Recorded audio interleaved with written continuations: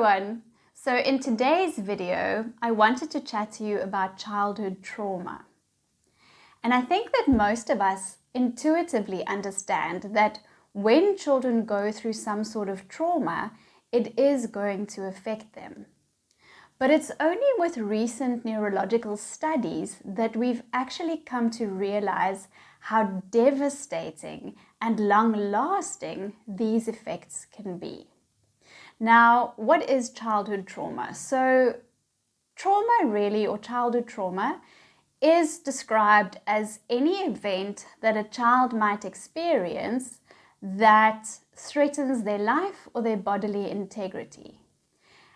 And partly, I feel that because of some sensationalism in the media, we sometimes make the mistake of thinking that this kind of trauma is some sort of big, acute, sort of enormous event, something like, a natural disaster or a big car accident.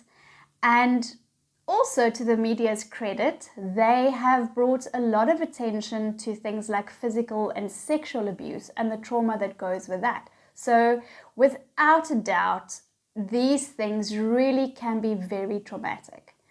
But I think that we often forget that low-level ongoing stress can also be very traumatic. Things like living in a neighborhood that's, dangerous and where there's a lot of crime, or constantly worrying about where your next meal is going to come from, also has very, very big effects on children. Now, just because an event is upsetting doesn't necessarily mean that it's traumatic. And divorce is a very good example of this. So for some children, their parents' divorce is very traumatic, whereas other children don't seem to be affected by it in such a big degree. And I wanted us to have a look at what's normal after there has been a traumatic event in your child's life. So it would be completely normal for your child to still be quite scared and shaken up for a while after the event. Generally, the rule of thumb is about 2 weeks. After about 2 weeks, children generally seem to come around a little bit and they seem to be more themselves, the way that they were before the traumatic event happened. It's entirely normal for up to about 6 months after the event for children to have nightmares and recurring nightmares. That is the brain trying to process and work through what actually happened. And it's also very normal for children want to talk about what happened or to play it out in little scenes with their toys. I think we sometimes also want to just help our kids and just make it better. So the mistake we sometimes make is to want to just shush them when they want to talk about it, or we just want to distract them from what happened because we don't want them to relive it again. But it's so important for them to talk through and play through all the little elements of the traumatic event that happened. And so what happens is even as adults, when we talk through all the elements of what happened in a traumatic event. So, for instance, say that you were robbed and you remember all the details. You'll want to talk about what sound you heard in the door, and then you heard footsteps, and then you saw a person come in with a red t-shirt, and then he was standing over your bed.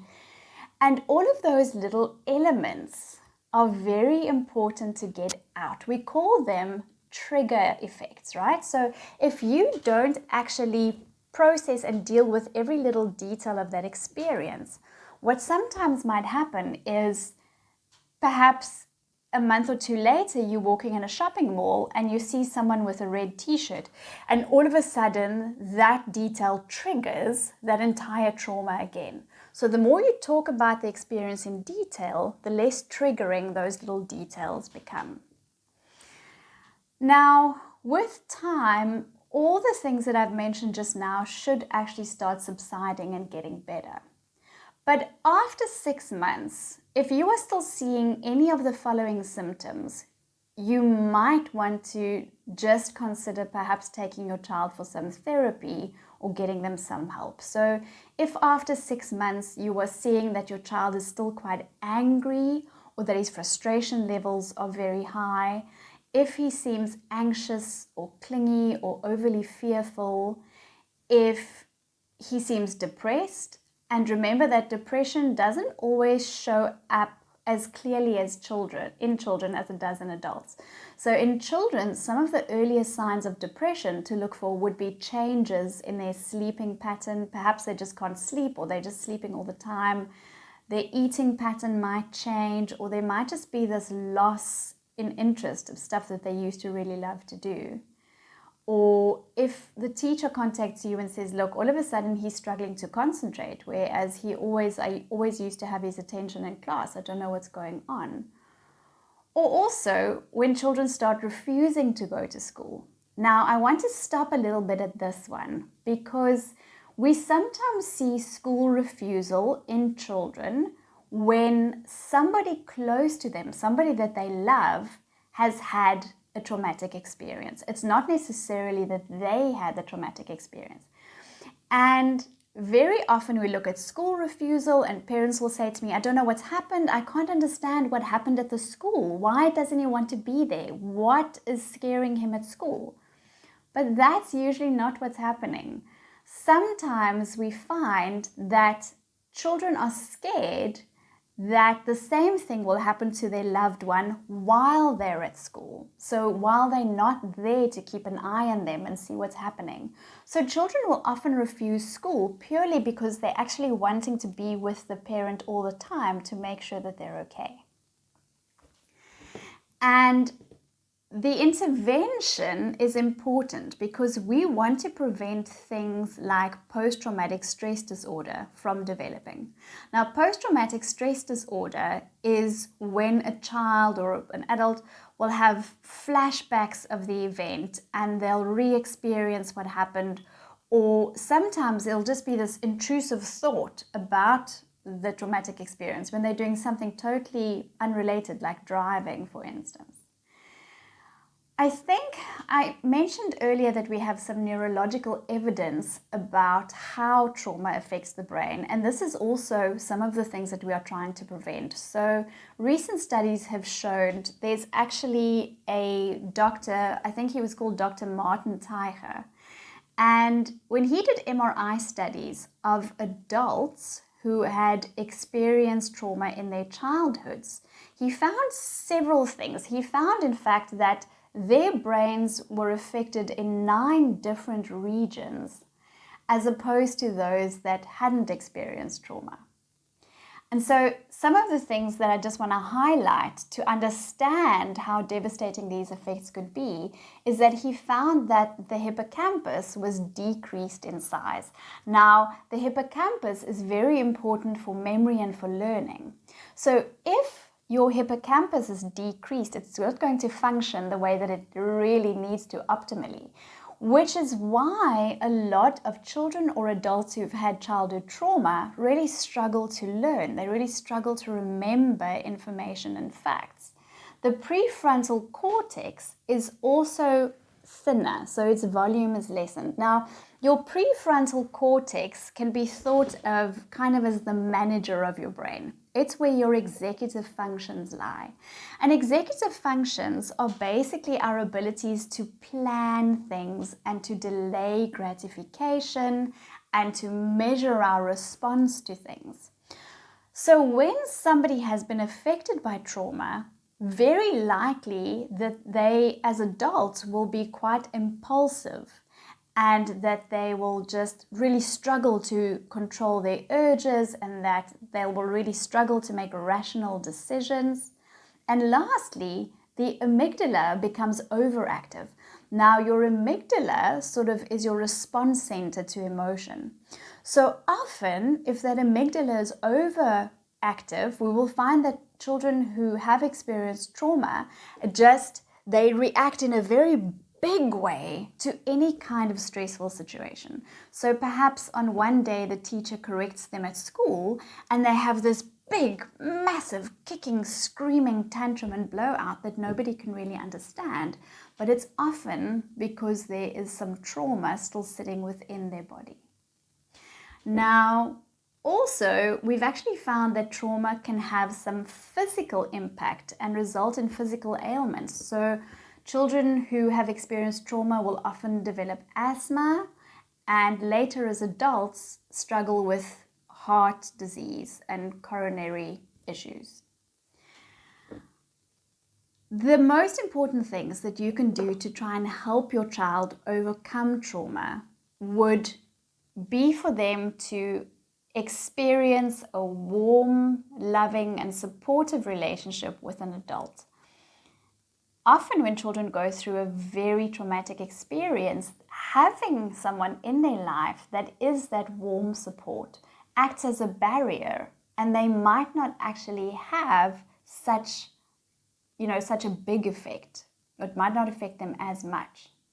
Now you can imagine in a child's life, if it is that adult that is supposed to be the warm, supportive space, that is the one who is in fact causing the trauma, you can imagine that a child who's been through that kind of trauma will find it incredibly difficult to trust another adult or to feel safe when they're around another adult. Similarly, you really want to encourage your child to talk and to play through what it is that happened. You want to be very honest in answering their questions about what happened and what the implications might be. It's always difficult, but children find a lot of reassurance once they understand the answers to their questions and the things that are troubling them. Very important to get back to your daily routines as soon as you possibly can. That is sometimes difficult after a big disruptive event, but get the help in of family members to, to have your child go to the school trip or to help with grocery shopping or things like that. And then it is important to constantly reassure your child that you are going to do everything that you can to try and keep them safe and to help to make sure that that doesn't happen again. Now, two of the things that I specifically found that seem to help children as well is to have some sort of plan. So for instance, say your child has been in a traumatic car accident. They might be very scared to ever go in the car again. And what you want to do to help them process that trauma and to actually get to a functional state where they can travel in the car again would be to give them a plan. So to say things like, we are going to drive in the car. We know that accidents could happen, but to make sure, our very best to make sure that it doesn't happen, we are going to make sure that we drive only after we've had a good night's sleep. We are going to stop every hour or so for a snack and just to stretch a little bit so we don't get tired. Mommy and Daddy are going to take turns driving so we don't get tired. We're going to all wear our seat belts. The car has airbags. So just give them all the measures that are in place to prevent something like this from happening again. And it also helps to, when you are talking through the trauma or playing through it, point out who the helpers were. That there is always somebody who is there to help. The paramedics at the scene, the police who arrived, the neighbor who immediately ran out of his house when he realized that something was happening. So emphasize the fact that there are people out there who are really willing to help and make sure that we are okay. And lastly, if you do all of these things and your child still seems to battle, please don't hesitate to take them for therapy. It could be a very important and healing factor to help them function in a better way once they become adults. Thanks, everybody. That is the message and the ideas that I wanted to leave you with for this week. And next week, I'm going to have a look at the difference between primary and secondary trauma with you guys. Have a good week.